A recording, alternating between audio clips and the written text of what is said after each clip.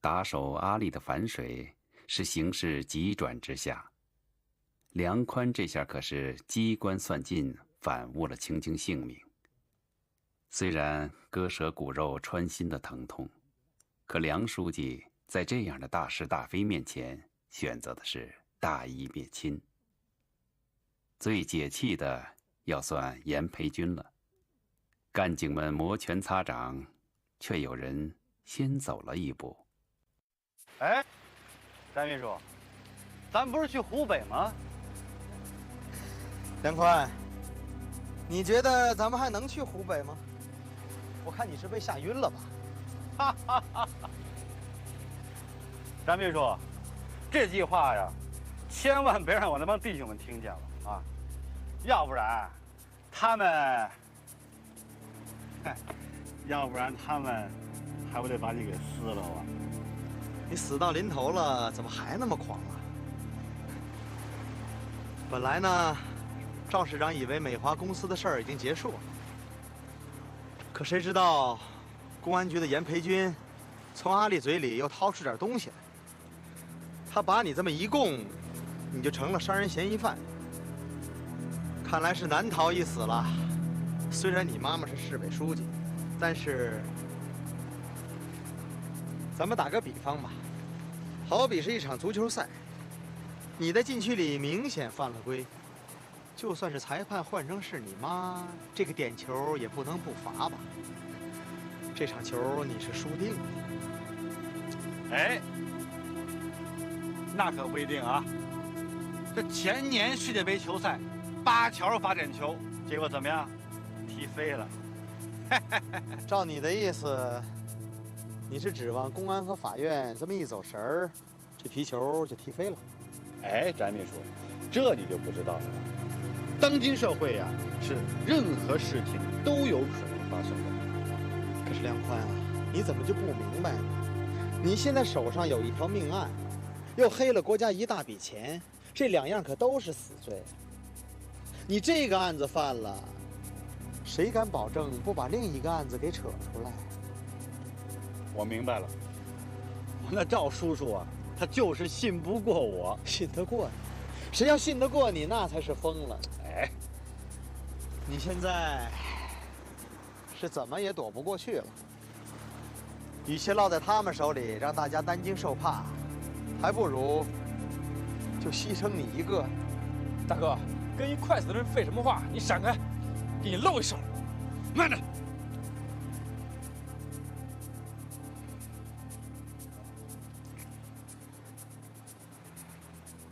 翟秘书，怎么说，咱哥俩兄弟一场。回去你告诉邢昭，就这年头，谁要不想好好活着，谁就是个王八蛋。但这次我认了，我成全他。爽快。还有一件事儿，这我儿子喜欢这个，我刚给他买的，带给他，不难吧？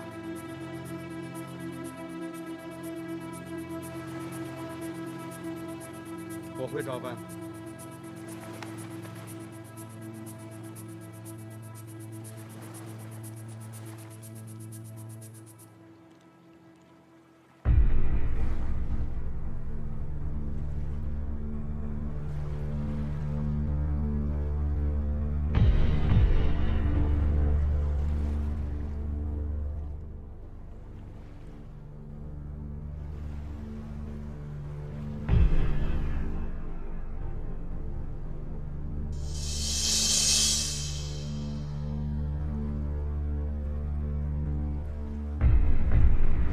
真他妈的，没想到还是一青皮啊！小子挺有种啊！大哥，喂鱼去了，省得小弟动手。走。这小子还真可以啊！嘿嘿，走。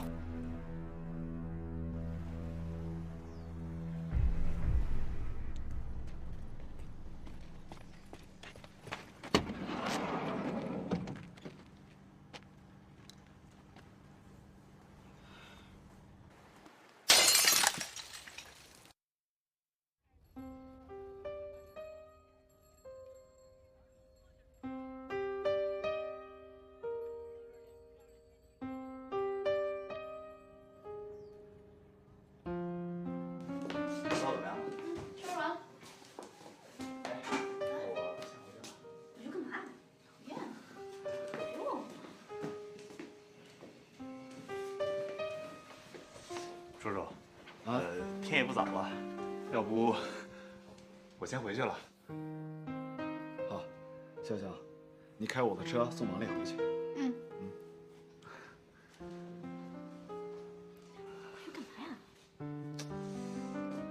要不算了，你开车送我回去，然后我再送你回来，还不够累的呢。那就送呗，反正又不要你的车钱。傻呀你！笑笑，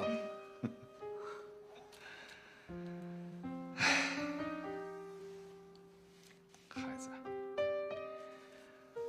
我真希望你们能这样吧。等我们忙过这一段，我们一起到国外去旅游。这几天我就着手办签证。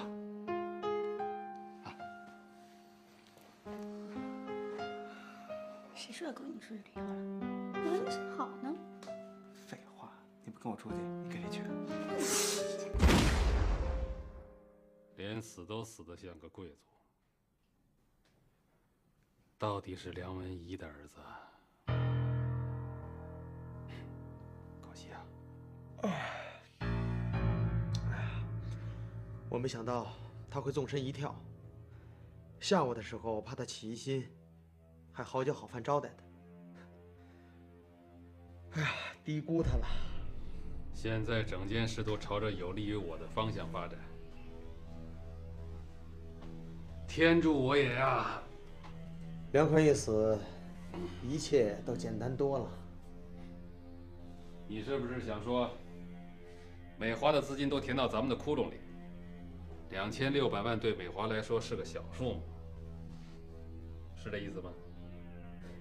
以前就是梁宽横着不干，现在一个电话打给唐晋洲，轻松搞定，他乐着呢。简单多了。错，大错特错。这可是得来全不费功夫。不费功夫，不费功夫能够扳倒梁文仪吗？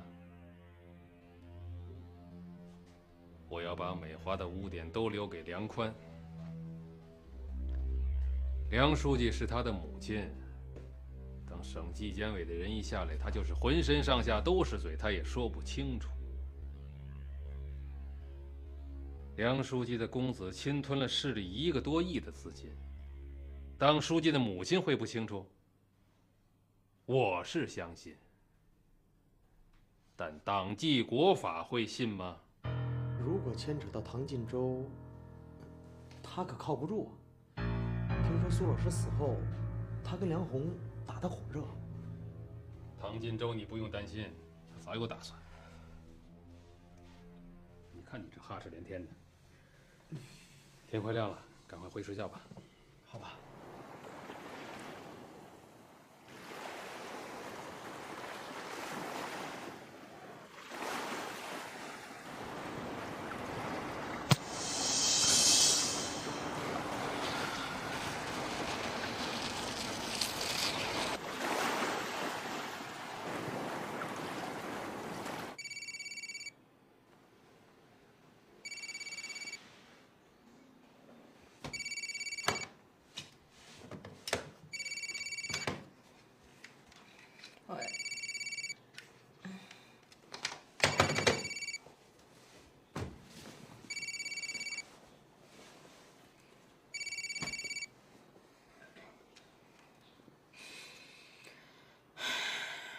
喂，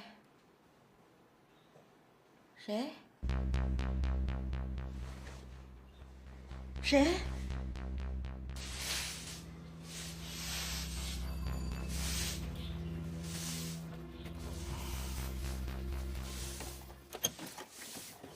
回来了，接着。哟，这么早还真的买到吃的？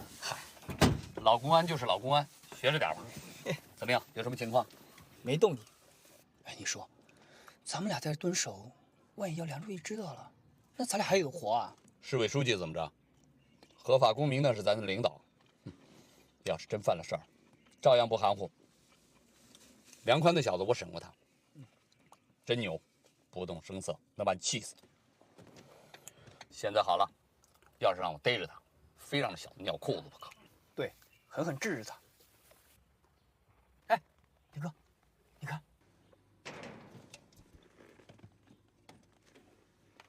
是梁红，梁宽的妹妹。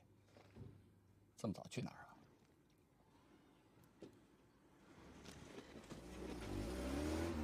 ？0303，我是07。梁红开车好像是往北走了，跟吗？盯上。明白。找，这破车。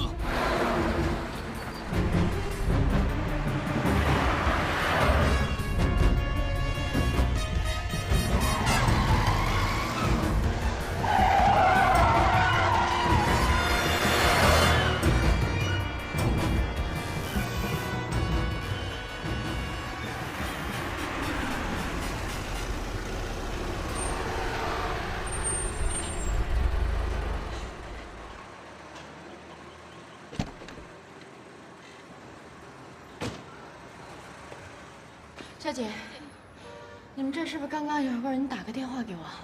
你看那个人，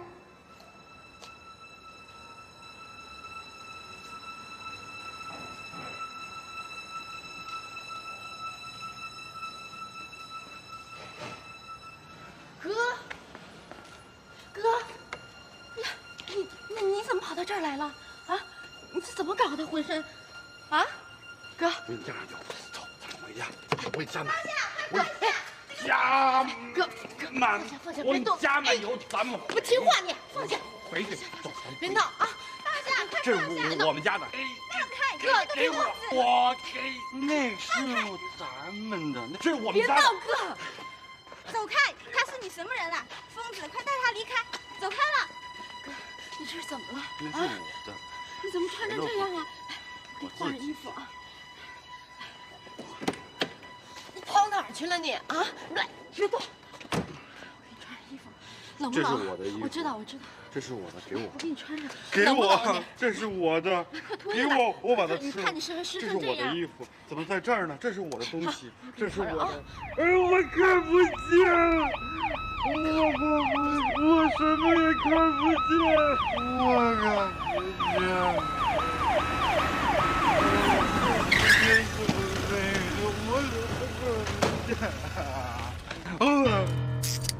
带走。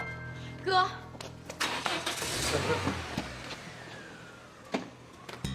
走。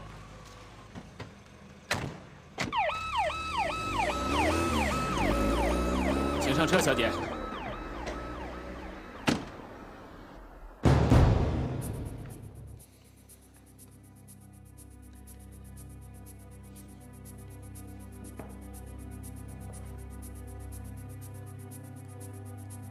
连宽，知道为什么被捕吗？连宽，知道你为什么被捕吗？知道。知道就说吧。为什么要指使阿丽开车撞死少康？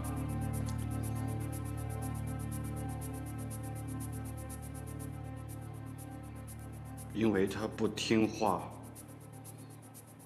随地大小便，我就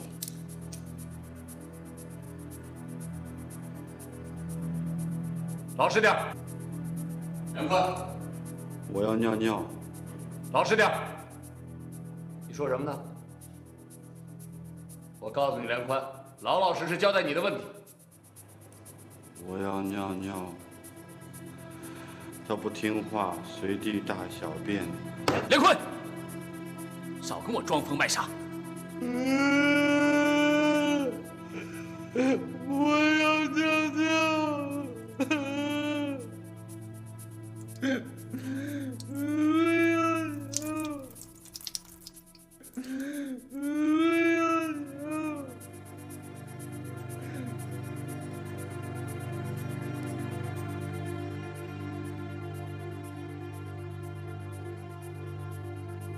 像真的吗？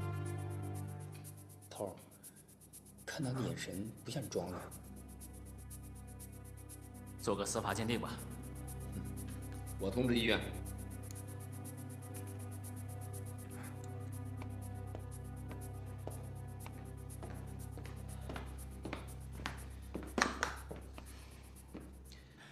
他是怎么约你见面的？大头，电话？打电话的时候，他的脑子还很清楚，是吗？加油站的值班人员从他身上找出的小本子，查出我的电话号码。为什么不报告？哎，我为什么要报告啊？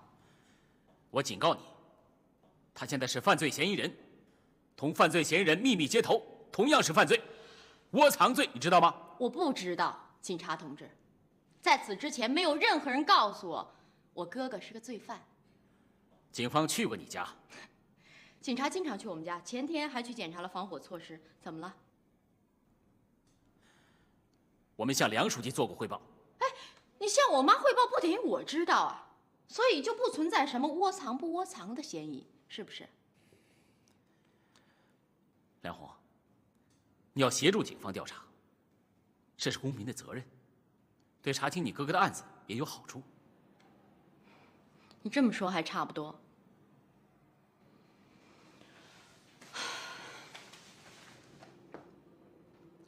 我今天早上看到他的时候，他已经是疯疯傻傻的，好像是刚从海里爬出来似的。我还没来得及问你们这不来了吗？他会不会是自杀呀？这些我们都知道。我哥他好像，他神经真的出了毛病。他的神经是不是出了毛病？你说了不算，我说了也不算。今天都怎么样？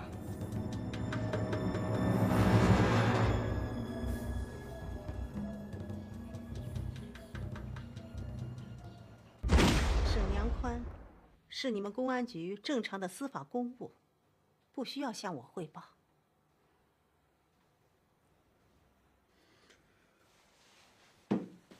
梁书记，老林呢是怕拿不准，要不还是汇报一下吧。老林，你就不怕我影响司法公正？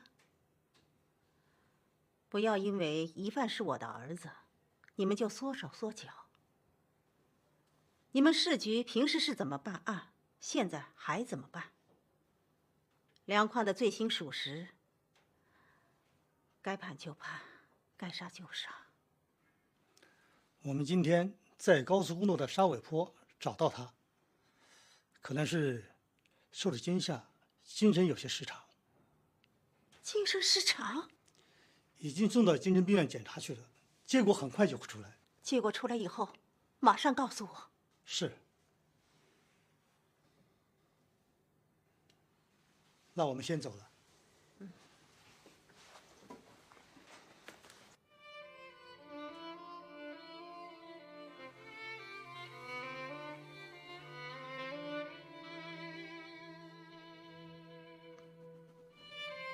小宽，你真混呐！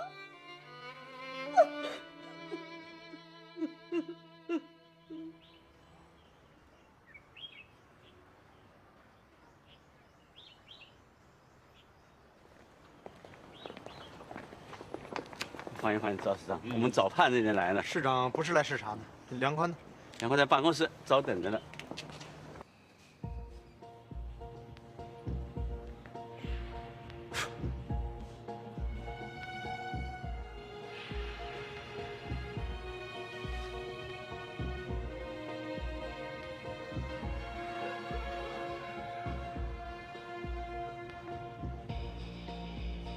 来，客人怎么告诉我？开查。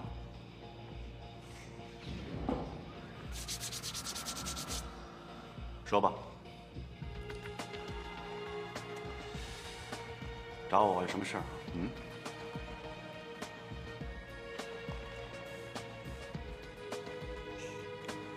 我告诉你一个秘密。谁也别说啊。我妈是地球大总统。真的，别说啊，董事长。赵市长，这些都是梁宽检查身体资料和医疗方案的复印件，我们都准备好了。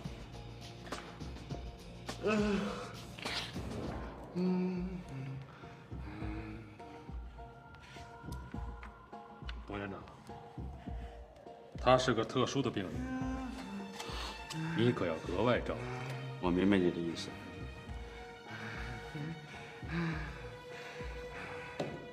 当走两只老虎，走得快。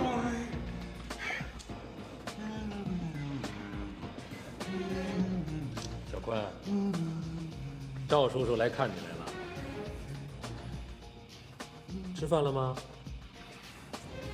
吃了。哦，吃的什么饭呀？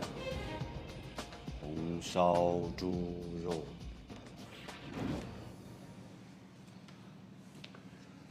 这不是挺正常的吗？猪肉是哪儿来的？猪身上呗，笨蛋。这儿哪有猪啊？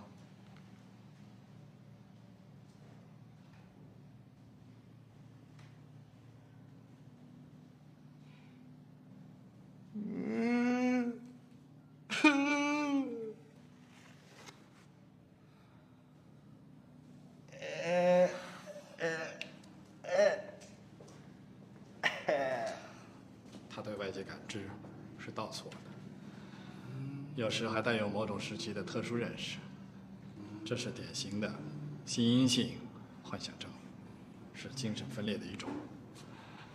他是受了外部的刺激引起精神失常，这在我们院有很多这种例子。大肥猪。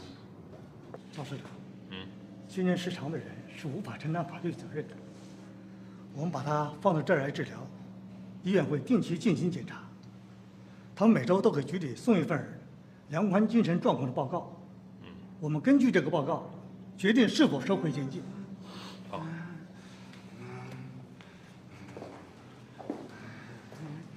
梁宽住在这里安不安全？这患者还没有出现暴力性行为，也没有打人、杀人或者自杀等情况，我们安排住在普通病房。不行，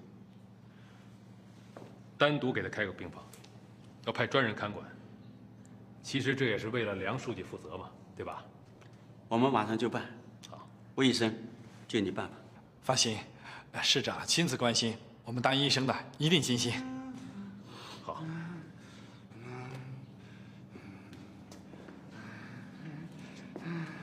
医院的医疗报告也要报送给我。是。两只老虎跑得快，跑得快。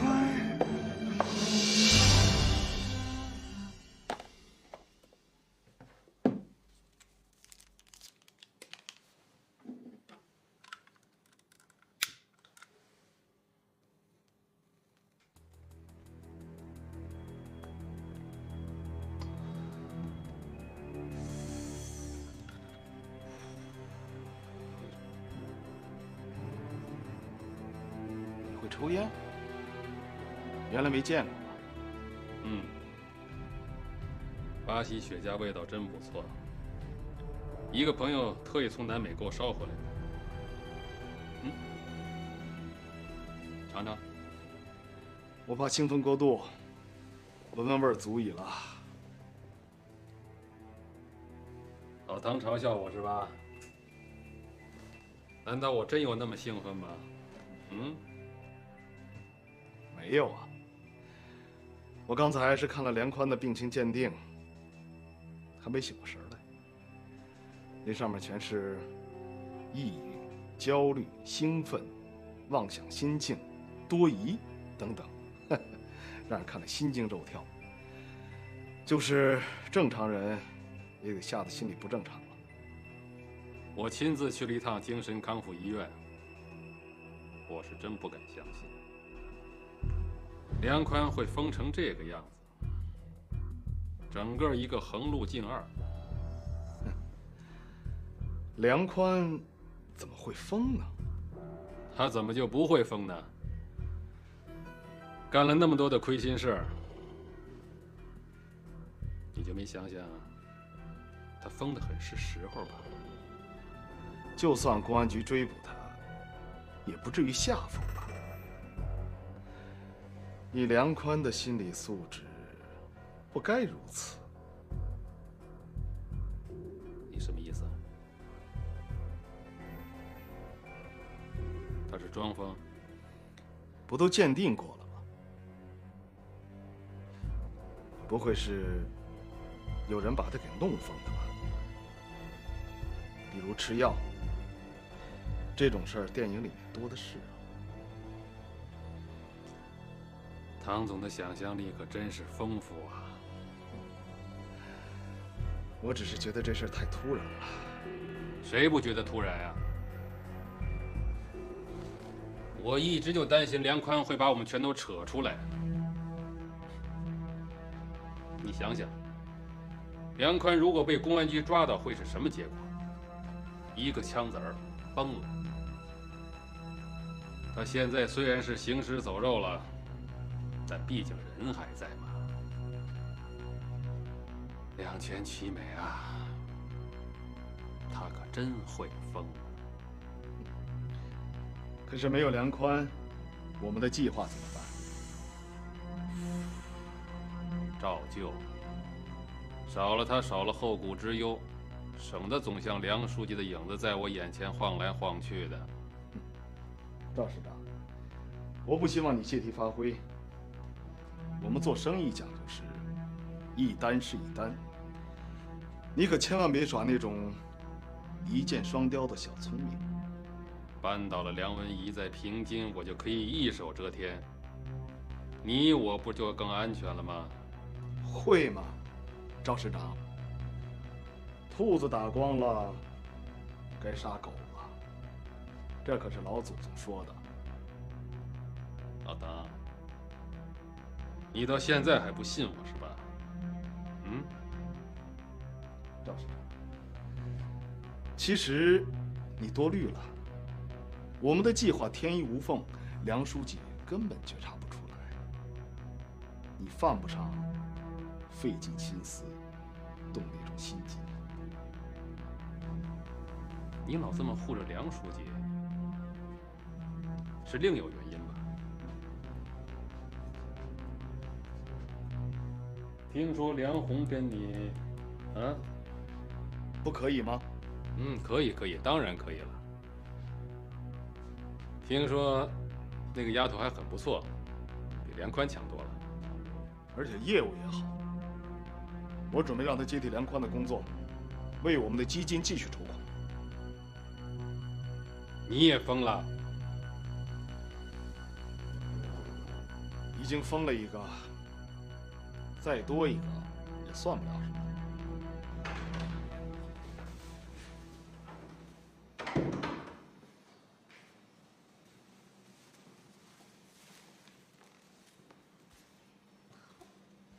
二姨，你怎么看你股票的书了？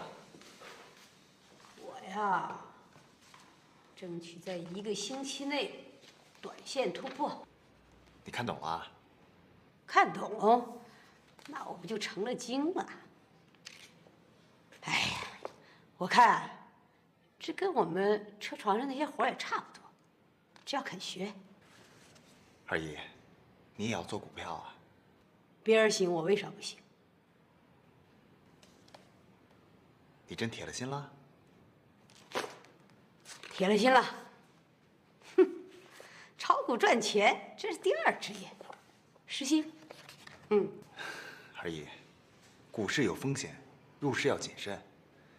你不怕赔吗？蒋大白跟我说，家里守着一个证券公司的经理，那还不炒啥赚啥？哼，要利用内幕消息。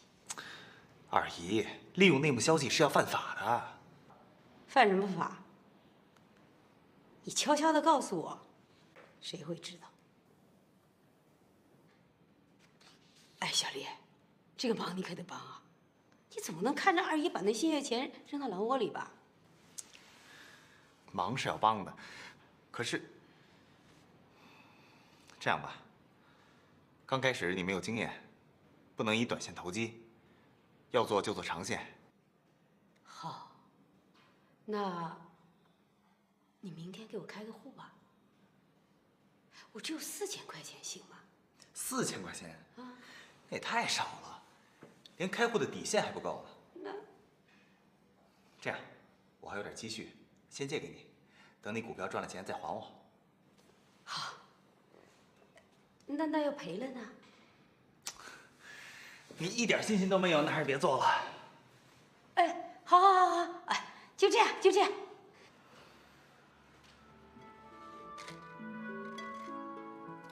二姨，咱们中午吃什么呀？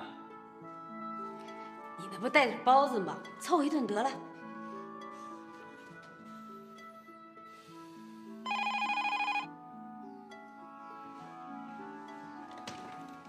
喂，王丽，一块出去吃饭吧。好啊，正中下怀。哎，二姨干什么的？把她也叫上啊。她呀，她正暴饮暴食呢。暴饮暴食？吃什么呢？啃书，股票书。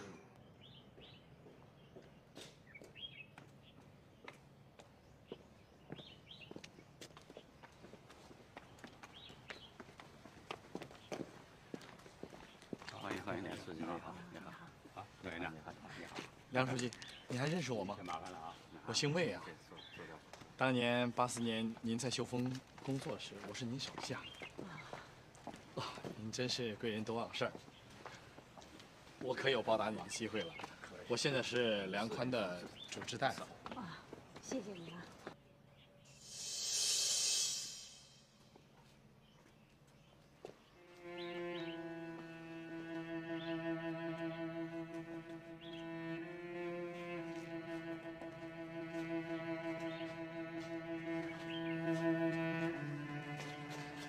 小宽呐，小宽呐，我们来看你来了。小宽，怎么，你连爸爸妈妈都认不出来了吗？喂，你们这里是医院还是看守所呀？你又瞎说什么？我瞎说？你没看见刚刚那个小公安在监视我们吗？人家这是例行公事。我看是让他们吓疯的。我看是你惯疯的。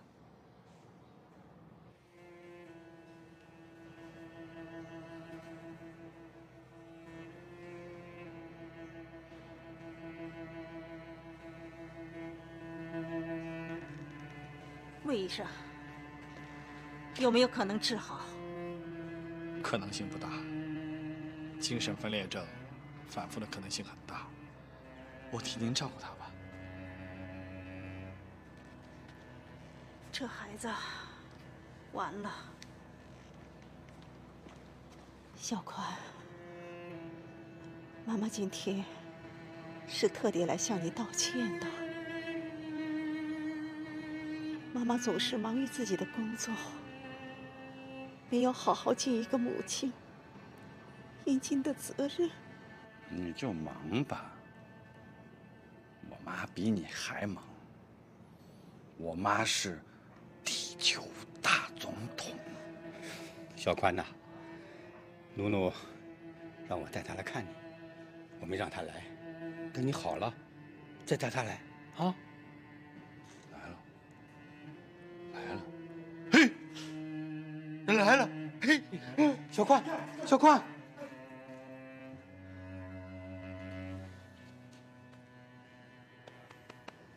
我现在满脑子里想的都是我哥哥在加油站的那个样子，我觉得他很可怜，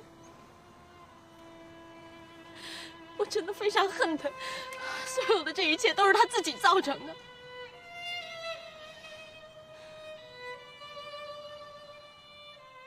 还是去看看吧，我陪你一块儿去。荆州，难道你真的不明白我在说什么吗？我觉得你们在走一条更危险的路，是不是？啊，荆州，你们说的计划是什么？快告诉我！我希望你停手。晚了，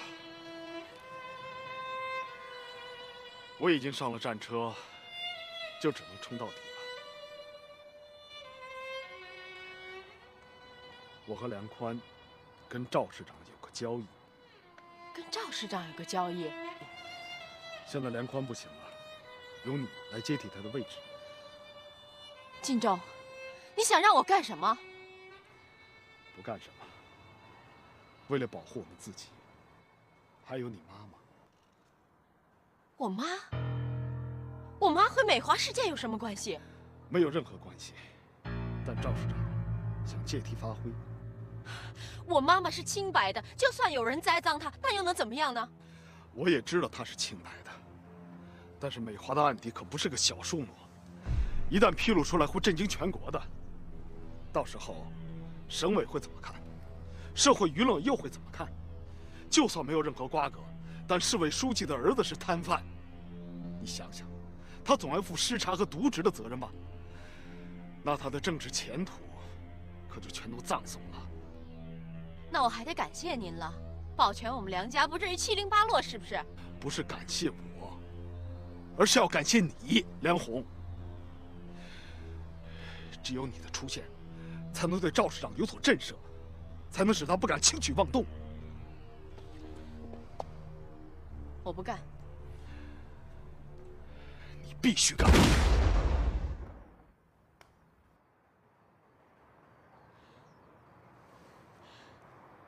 真可怕。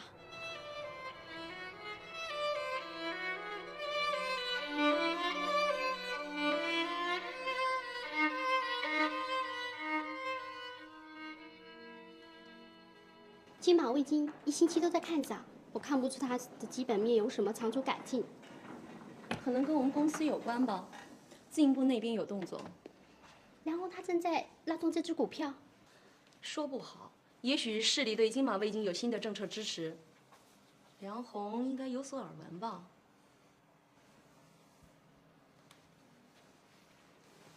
那儿有那么脏吗？啊，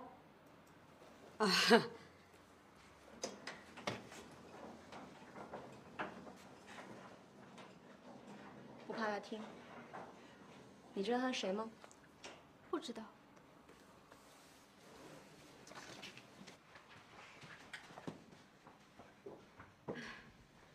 小丽，小丽，听说你们要买金马味精股票。二姨，在公司里啊，可不能随便的乱打听。我没乱打听，是他们说话的时候我听见的。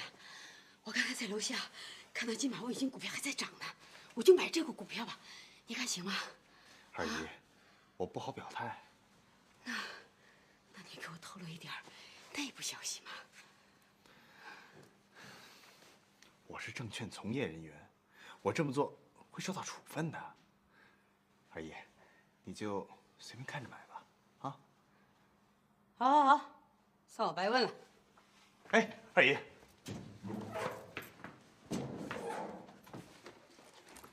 哎，二姨，你听我说啊！一问到股票的事儿，你就给我一本正经。我看是您老讲的好。是不是？行还是行？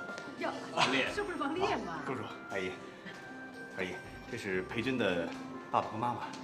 啊，我听你讲过课，讲得真好。你说买还是不买？你就是王丽阿姨呀？啊，早听裴军说过。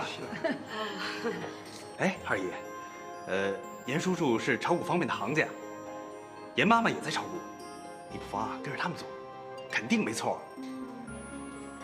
好啊，好。以后啊，我在开讲座，您就过来听，坐在前排，有什么事儿你就尽管问。行。我啊只管支招，他是这方面的实战家。别听他瞎胡扯，他呀是没买必赔，我呀就是比他的运气好。运气好就好，我跟着你们，我跟着你们。阿姨呀，你以后选什么股啊，就来找我好了，我给你当参谋。行。嗨，得了吧你，自己才刚摸2斧子，就敢给人砍树盖房子了。你这个死头！这五陵江是2年一小洪，4年一大洪，这是规律，大自然的规律，谁也改变不了的。现在上游山区降雨量是历史最高水平，照这种势态下去，今年的洪期要比以往严峻得多。现在五陵江已经基本接近警戒水位，而我们的防洪大堤工程还有一些阶段没有完成，我很担心。还有谁要发言？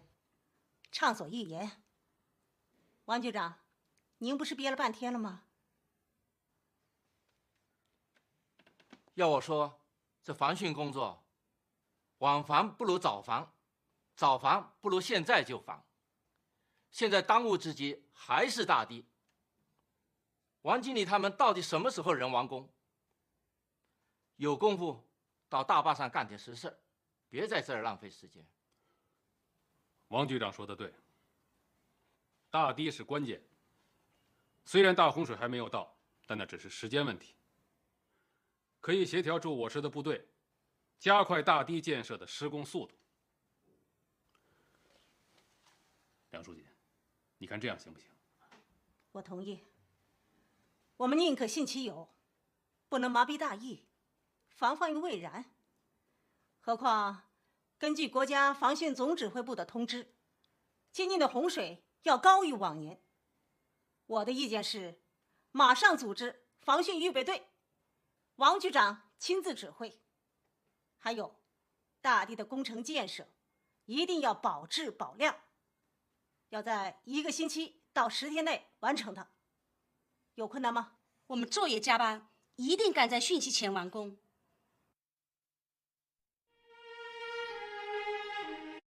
梁宽疯了，唐晋洲怀疑是赵市长逼的，这可真冤枉了他。小翟只是逼梁宽跳了崖，疯可是梁宽自己的事儿。不过他疯的可真是时候。爱能使人失去原则，此时的梁鸿就处于一意孤行、同流合污的状态。这2天你气色不好，公司里头在传梁宽进了疯人院，但我不相信。为什么不信？小道消息往往比广播电视还可靠呢。现在由我来顶替梁宽，负责基金的项目，你看我能胜任吗？早就应该是你了，为什么让你哥来代替一段时间？我一直觉得奇怪。可能唐总顺手吧。梁宽在运作资金上还是有一定的办法的。现在大部分的资金已经谈定，有5000万已经进账了。这么快？哪儿筹到的？从温州海德轴承制造公司借的。其实我现在来接手基金，已经没有什么好做的了。哎，中原纸业你以前来过吗？常来。东滩离市里挺远的。哎，唐总这次认准了先拿中原纸业下手，你怎么看？他一定是有他自己的道理。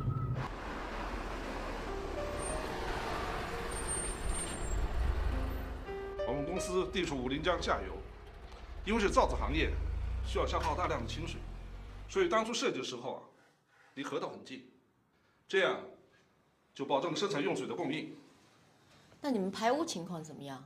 工业废水的处理占生产成本的多少？所占比例不大。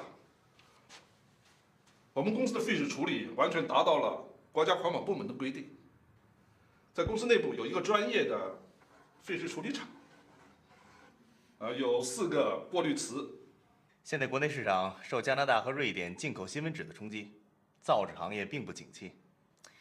你们公司先进投放市场的无静电复印纸，在国内同类产品中应该是最棒的，但由于缺乏市场营销力度，你们的销售情况并不理想。哦，看来你是把我摸得透透的了。我不想多浪费您的时间。你们缺乏市场营销力度的主要原因是现金流量不足，对吗？是这样。你们加盟以后，可以帮助我们解决这方面的问题。这也是我们唐总的意思。但有一个前提条件，就是方略证券要入驻中原纸业的第1大股东。是这样，他的电话里没有说起啊。所以我们亲自来了。第1大股东的事儿，我说了不算，要在董事会上讨论。看来殷总对我们方略还有些顾虑。没，走董事会这是必经程序。昨天刚好3缺1，所以没关系，我们可以等。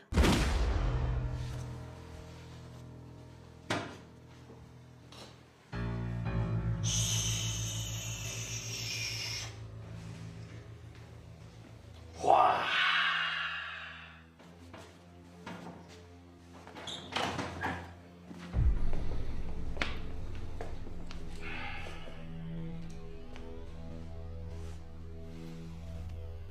还有希望好转吗？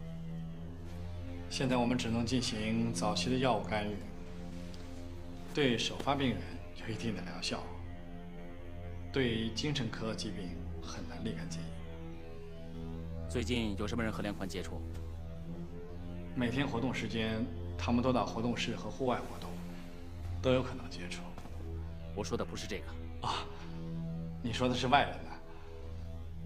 前2天，梁书记和他爱人来医院看他，带来了一些衣物和日常用品，没有什么异常情况。梁宽是警方委托监护的患者，请你们在每周的病情介绍上附上他与外人接触的内容。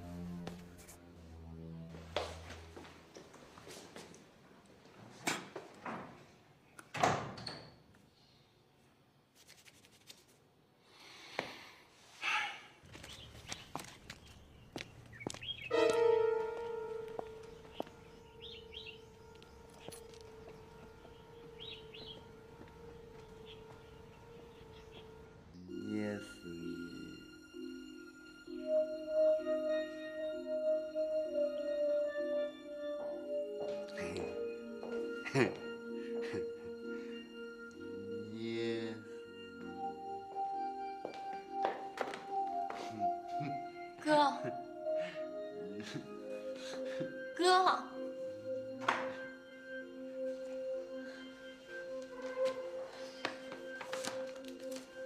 这是他换下来的衣服。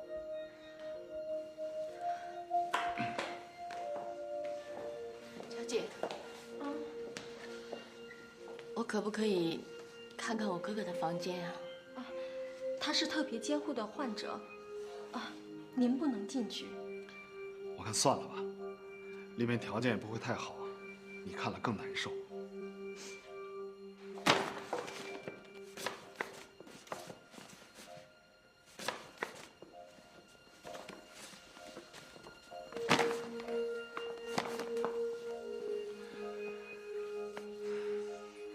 梁宽呀，梁宽，想不到你也有今天，倒让我笑话你了。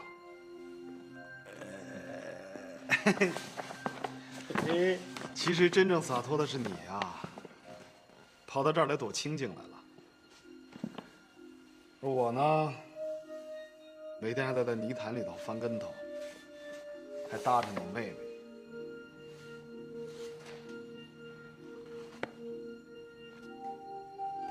我妹妹，我妹妹，啊，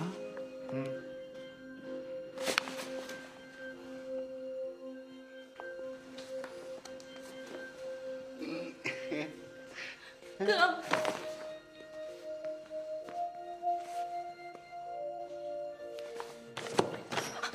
放下，宝宝给我！你别管他，你别管他，他现在精神狂躁，会把包弄坏的。我要破坏的是我的包。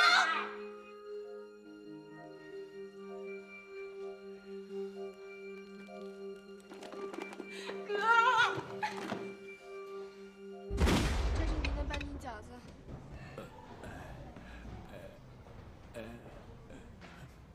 就这样，特惨。我想象中就是这样，就是眼睛直直的，还张着嘴。说实在的，我还是第一次接触精神病人，到现在心里还堵得慌。不过，他疯了，也是侥幸，不然的话，难免一死。这种活法跟死有区别吗？从法律角度讲，有。行了。卖弄，他把报水瓶变成了痴呆，现在轮到他自己。哎，梁宽好像信佛嘛？他信佛？看不出来。怎么会看不出来啊？佛教讲的就是轮回，这不就是他的报应吗？小小，你说话也太损了。其实我也挺恨他的，但是我也挺佩服他的。我们公司设了一个基金，结果他没2天就搞定了。他在金融圈路子挺野的，还不是仗着他妈？还真不是，他搞定的第一笔资金啊有5000万，是从温州海德轴承制造公司借的。一个民营企业远在千里之外，跟他妈有什么关系？温州海德，是不是生产战车牌轴承的那家公司？对啊，你知道啊？不会吧？你有没有搞错？梁红亲自跟我说的，不会错。不对呀，我的同学黄辉就是那个公司的副经理，他每个月都给我打2个电话。你们班同学啊？前些日子他还给我打电话说他们那儿不景气，连工资都发不出来了。男的女的呀？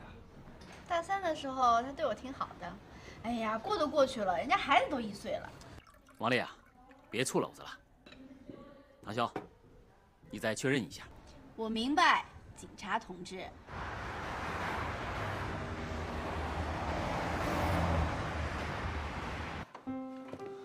每天上班我都骑自行车，这样就不用挤公共汽车了，锻炼身体，又可以省下车钱。我把所有的积蓄啊都买了股票。刚开始买股票，哎呀，还有点害怕，怕赔。哎，没想到前几天买了中信国安，涨了，赚了4毛多钱呢。那是1股啊，加在一起300多块呢，快赶上妈妈1个月的工资了。炒股赚钱可真容易，看来我会赚大钱了。小雅，你就放心吧，在学校好好读书，当我的女儿啊，绝不能丢人啊！小丽，你回来啦？啊，我回来了。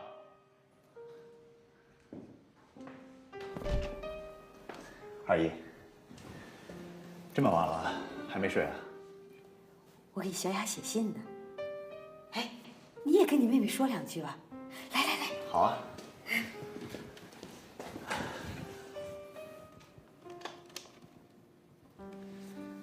小雅，现在是我跟你说话，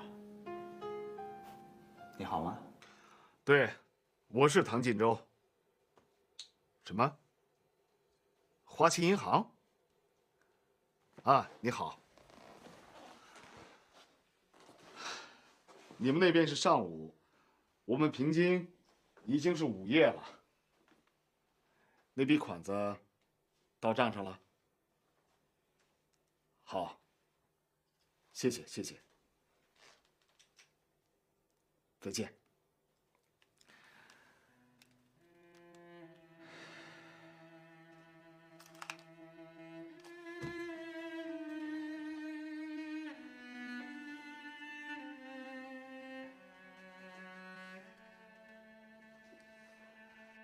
你放心吧，女儿的前程我已经安排好了。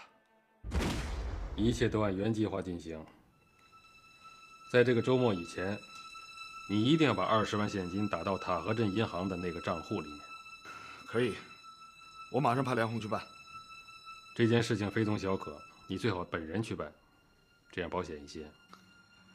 放心吧，他不会出卖我们的。她是梁宽的妹妹，有些事情还是不要让她知道的好。那好吧，我亲自去办，总行了吧？你不要太相信别人了，这对你没好处。谢谢你的提醒。还有事吗？就这样吧，再见。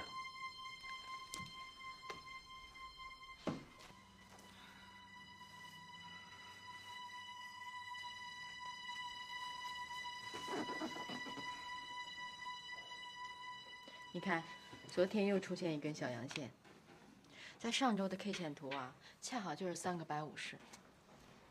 难道我们要入主中原纸业的消息被人透露出去了？应该是保密的。不用保密。既然殷总不肯拱手相让，我们就争他一争。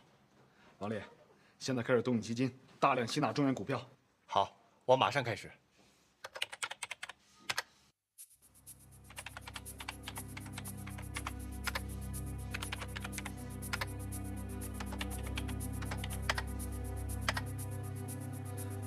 多少？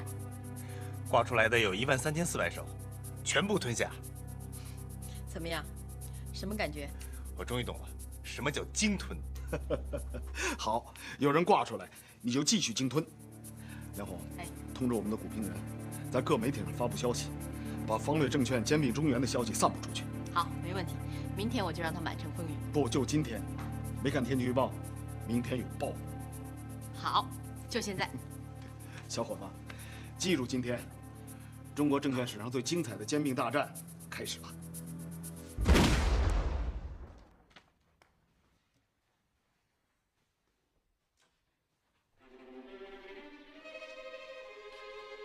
赵市长，这种材料拿到常委会上讨论，应该事先打个招呼吧？这只是一份材料，我呢，一个人不好做这个主，所以请大家来共同鉴定一下它的真实性。毕竟嘛，它涉及到了梁书记的儿子。我看老赵做得对，有什么事情拿到桌面上来，没什么不好的。大家还是先看一看吧。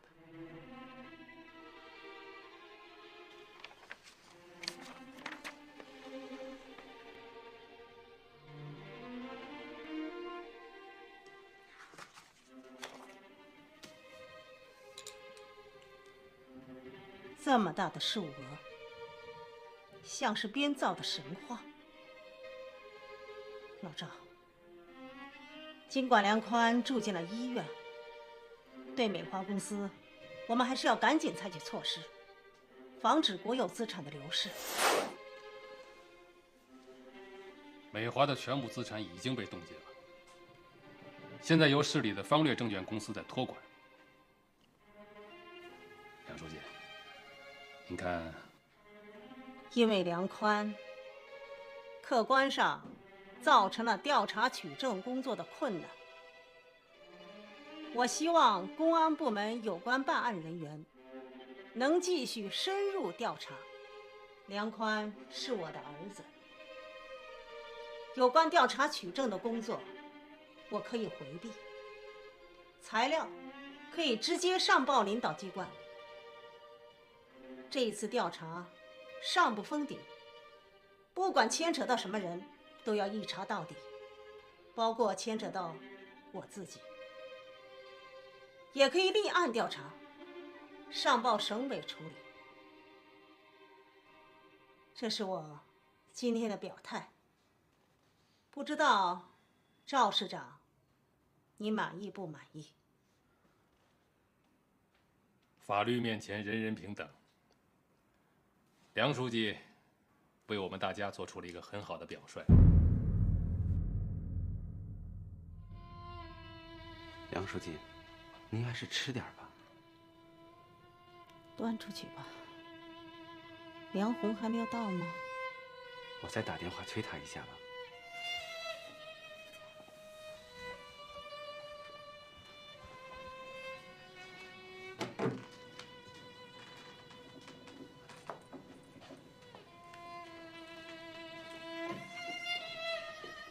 妈，我来了。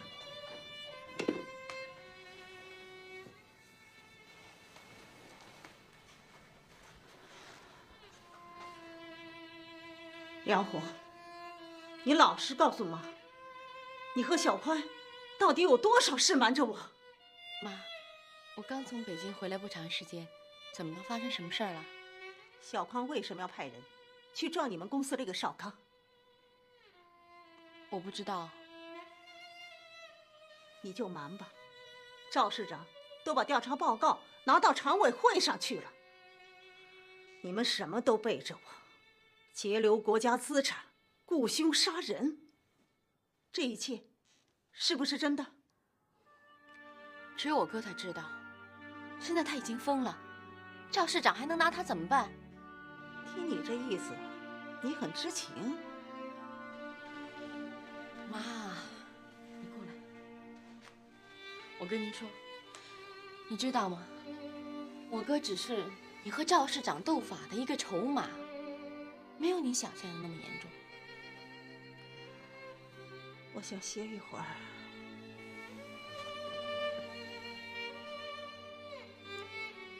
我一直最放心小宽，他让我太失望了。妈，你请喝水。老唐，你这可是不请自到啊！我提醒你，不要在梁书记身上做文章，要不然的话，没有不然，事情明摆着的。苏可死了，杨宽也疯了，美华出的所有大事都是由他们两个人来承担责任，跟你没什么关系。我不许你借刀杀人，梁书记又没妨碍你什么。你看，你又多想了吧？这根本就不叫借刀杀人，我从来就没有扳倒梁书记的意思。梁书记是清白的，美华跟他毫不相干。我这么做是为你的下一步考虑，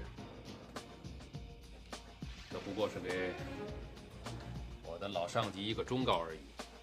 不要老盯着我们不放，先把自己个儿的屁股擦干净喽。这叫声东击西，转移大家的注意力。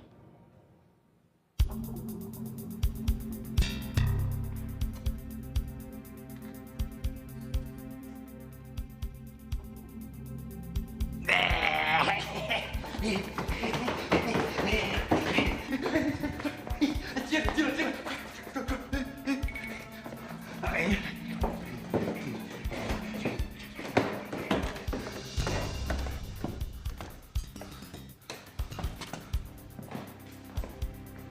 来了！进来！哎呀！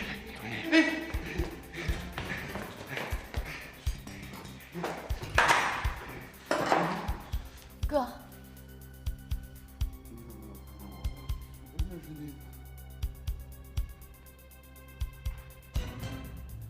干嘛老看着我？我又不认识你。哥，你听我说呀，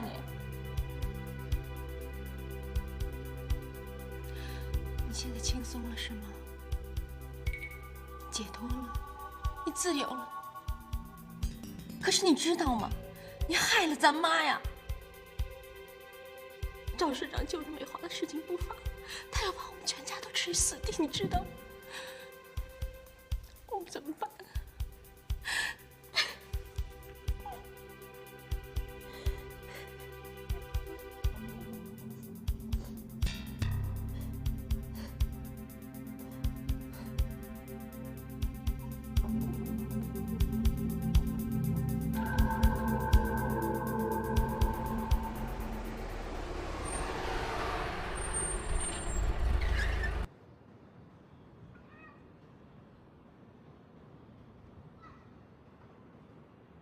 我跟赵市长交过手，他会有所收敛。他这个人呢，从来就是精于计算。他拿美华说事儿，无非是把矛头指向我妈。我早料到他另有图谋，所以才让你接手基金的工作。过去梁宽在的时候，赵市长不敢轻举妄动，现在换了你，我们一样把持他的弱点。可是，他敢来市里揭美华的底，我没想到。他的目的就是转移我妈的视线，浑水摸鱼。其实他也清楚，我们的事情都是背着梁书记的。所以赵市长认为最大的威胁是来自我妈。可他忘了最重要的一点，你是梁书记的女儿。可我也是他的同伙。喂，是温州海德吗？我找副经理黄辉。我是唐潇。真是让我惊喜，怎么想起来给我打电话了？每次都是你打过来，这次想让你高兴一下呗。我正在开会，跑出来的，有事儿说吧。还真有一件事儿。你认识我们公司的老总梁宽吗？认识，前一段我们在杭州还见过面，他一个劲儿的夸你。别肉麻了。他找你干嘛？筹集资金。你也知道。我当然知道了。他要设立一个新的基金，希望我们能出一部分。可是你是知道的，我们公司现在已经半开工状态，三角债也追不回来，别说一部分，就是一个子儿也没有啊！你不会也是为筹资的事儿才给我打电话的吧？这种事儿轮不到我这种小人物来管。那就好，不然啊，我太失望了。有求于我才想起我，伤心呗。基本如此吧，开个玩笑了。我就是想证实一下你们公司是否出了钱。哎，刚才说的话不会骗我吧？怎么可能呢？我在公司是主管财务啊。行，那你忙吧，有空来玩啊！再见。爸，整天风风火火的，连门都不敲。爸，我有一个重大发现。是吗？恐怖分子就袭击华尔街了？爸，你们方略是不是正在筹备一个基金？梁宽从温州海德筹集到了5000万。你是怎么知道的？那你别管了。我的同学在那家公司当副经理，我刚才问过了，他们根本就没有出这笔钱。那我们的钱从哪儿来的？对呀，人家海德公司没有出这笔钱，而你们的钱又筹集到位了，那这笔钱从哪儿冒出来的？你是怀疑梁宽搞来的这笔资金有问题？我不是怀疑，是肯定有问题。你的消息准确吗？这个事儿可非同小可啊！千真万确。这个消息告诉王烈了吗？他不在，我还没跟他说呢。笑笑，你应该知道，这种资金的运作是非常保密的，你应该记住这一点。今天的事就到我为止，不要再对任何人讲，我会着手调查的。会很严重吗？说不好。好在这笔钱只占整个基金的1/24，数目不大。如果真是梁宽乱来，对基金的负面影响也不会太大。但是消息泄露出去，就会影响基金的可信度，弄不好会破坏整个计划，前功尽弃呀。爸，你放心吧，我不会告诉别人的，包括王烈。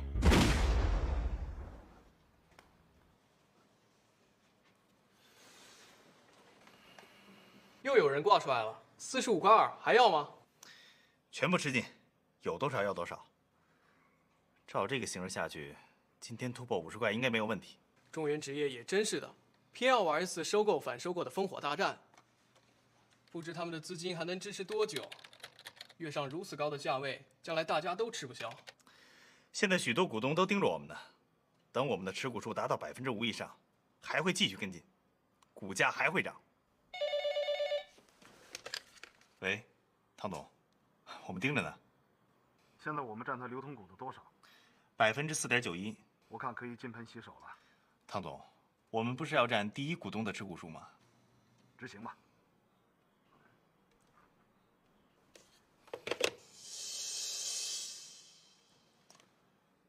抛了，全都抛出去。折腾了半天，什么意思啊？叫你抛你就抛，哪那么多废话呀？从商之道要灵活，要多线索、多思路、多角度的考虑问题。我还是转不过弯。我们制定的方针是要收购中原纸业，我也一直朝着这个方向努力。您现在突然下令停手，我不知道该和大家怎么解释。大家指谁啊？啊，在商场上，我们是一方，另一方就是我们的对手、敌人，不是我们赚就是他们赚。没有永远的朋友，只有永远的利益。哎，你知道中原纸业在收盘的时候，最高换手率是多少？64%。在股票涨到50的高位的时候，我们脱身，仅这一个手笔，公司净进680万。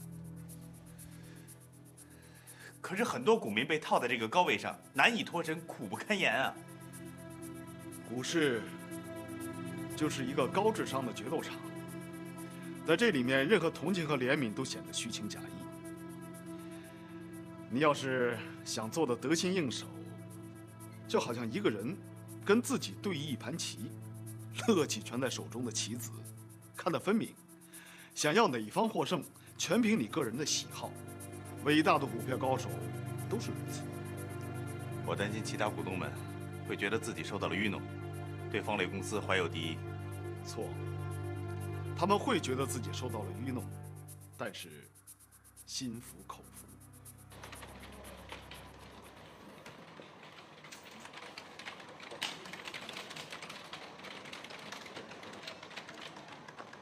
哎，王丽啊，你们不是一直嚷嚷要收购中原纸业吗？怎么说翻脸就翻脸呢？我们就是跟着你你的们这不是骗方向走。人吗？这是。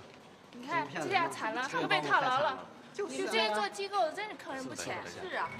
公司在策略上有所调整，你们不可以跟风，没有人跟风可以赢的。好。我们对管理人是比较信任的。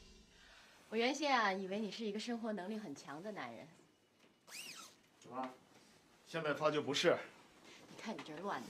昨天我经过劳务市场的时候，我真想找个保姆给你，哪怕是钟点工也可以。来，我自己。我跟你说啊，那可不行。家对我来说是一个隐秘的空间，如果那个保姆在这走来走去的，我可受不了。我跟主旅馆差不多了。隐秘的空间。对呀。你千万别再跟我提这些词儿，什么保密、机密、神秘的，我现在听到这些词儿，我头就疼。我也是意识到这一点了。不管搞经济的还是搞政治的，一旦把自己变成庭院深深的，就离出事儿可不远了。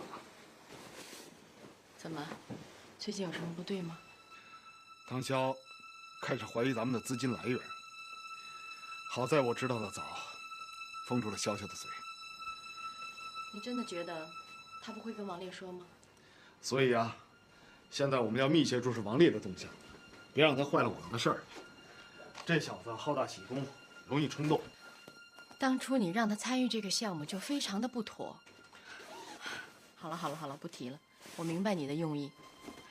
他跟潇潇的关系又不是不知道，万一他掉了链子，还有潇潇在拖着呢。为了潇潇，也只能如此了。到现在，也没有比王烈更合适的人呢。我们搞这么大的动作，总得有人在台前像模像样的表演啊。他就是个烟雾弹。等到我们事成了，证监会才不会发觉。就怕你这只烟雾弹没有蒙住证监会，反而把我们自己绕进去了。我说不买吧，你非得买什么辽猴王？这下可好，我们成猴王了。我这些理论呢，无非就是给你们大家伙儿参考的。你的理论呐，什么技术面啊、政策面啊，一通下分析，我看呐是纸上谈兵。好，我再不说了，行了吧？以后都听你的啊。别，我们老年俱乐部还等着你讲课呢。是吗？今天该讲什么呢？今天讲点什么呢？你们大家伙愿意听，那我就接着说。今天咱讲跌停板。算了，你不说点吉利的？跌停板。今天呢，你就讲到涨停板。好，听他的。咱们今天就说个涨停板。我国证监会规定，在一个交易日内，某只股票的交易价格相对上一个交易日的收市价格，涨幅不得超过10%，否则就要停板。这就叫涨停板。要是下跌了10%，这就叫跌停板。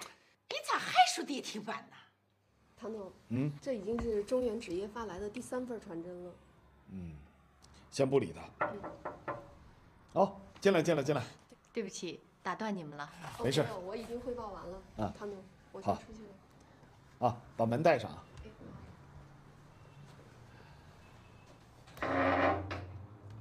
有好消息吗？资金筹措的非常顺利。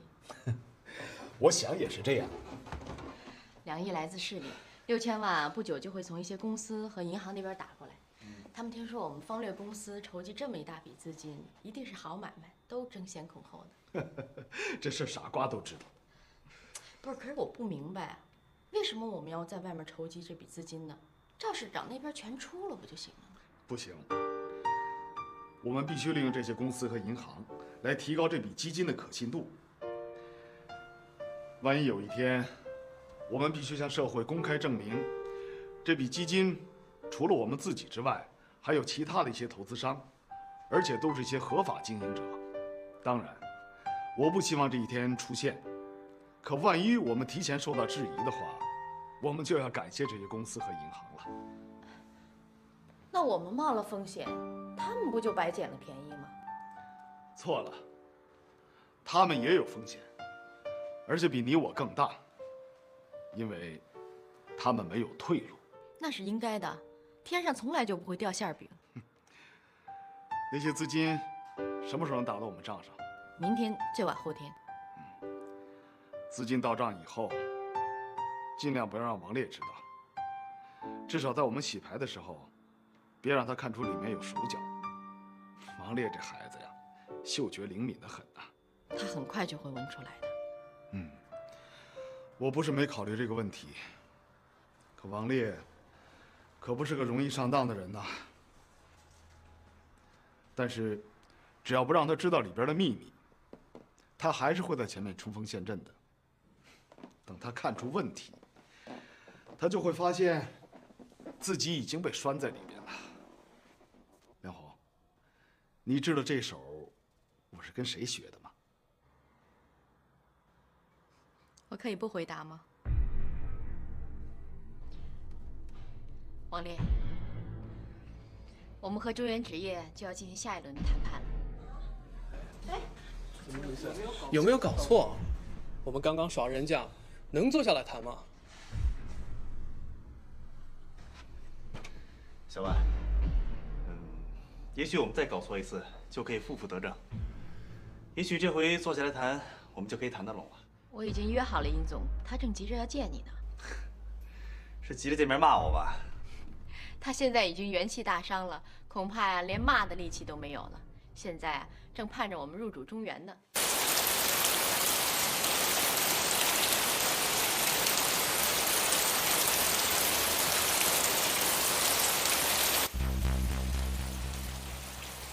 全市已经开始了防汛总动员，防汛物资已经全部到位了，要求各单位组建防汛预备队的通知也已经发下去了。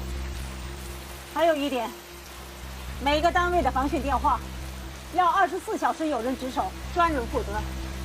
通知新闻单位要及时的向广大市民通报汛情，做到全社会心中有数。根据水文部门的预告，武陵江上游地区的降雨还在继续。如果这种天气再持续几天的话，将会形成第一次小洪峰。今年的抗汛形势还是很严峻的。大地的收尾工作要尽快结束。你刚才视察时已经看到了，大部分工程已经完成了，还有一小部分地段1-2天之内就能完工。我和赵市长都已经听到过汇报，工程质量良好，但是不像他们说的那样，你的话不算，他们的话也不算，要经受洪水的考验。我们有思想准备，确保大堤万无一失。我没来过这个地方，这是他选的。殷总，您来了。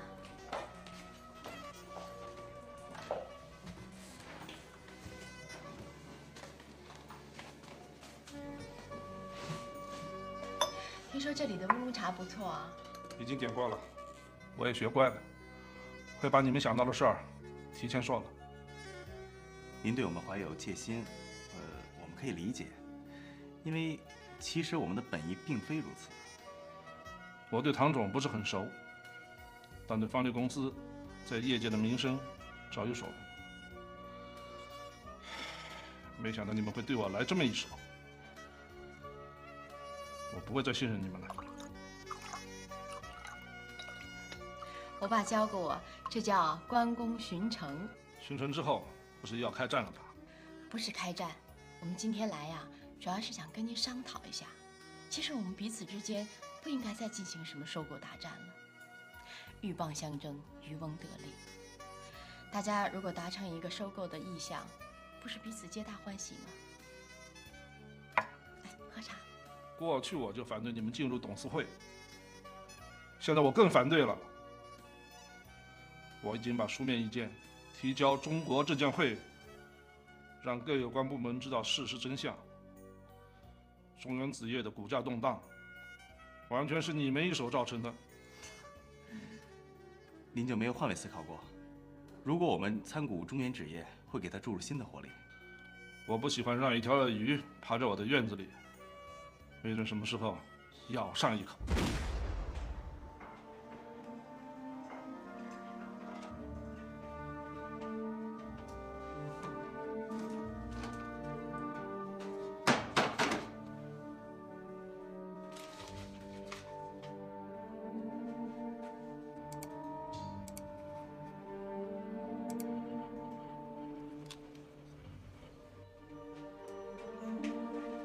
让这个阴胖子闹腾去吧，闹他个满城风雨才好呢。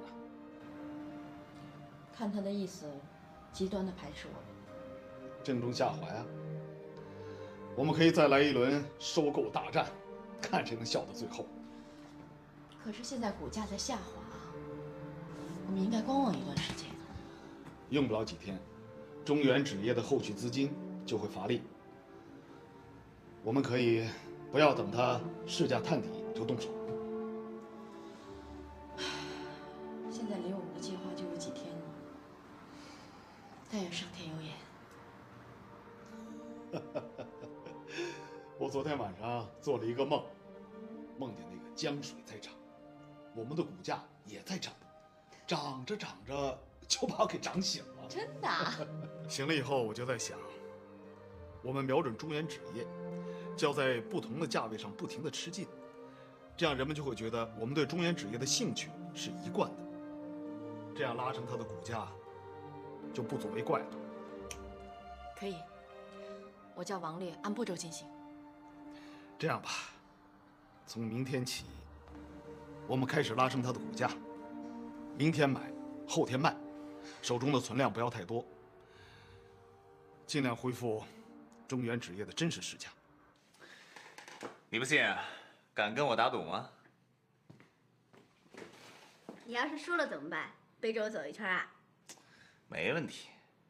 你要是输了，我问你什么，你就得回答什么。好啊，走。哎，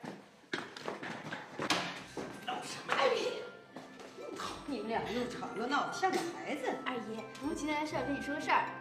王丽，你说。不说我也知道。小烈，是不是给你爸妈打电话了？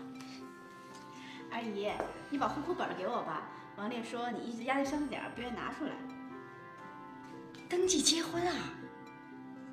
哎呦，那得选个好日子啊！哎，笑笑，你爸爸是大知识分子，可能不相信，其实挺有用的。我得去查查皇帝，给你们找个黄道吉日，我再给你们啊。哎，嗯。二姨不是结婚，我哪能这么便宜他呀？你们两人闹什么鬼啊？我赢了。二姨，把户口本给他，办护照。要出国学习啊？小丽，这次是你一个人还是你们两个人啊？不是学习，是旅行结婚，所以我们要提前办护照。二姨，你看到了吧？现在的女孩子想嫁人啊，全都像她这样，大呼小叫。好啊你！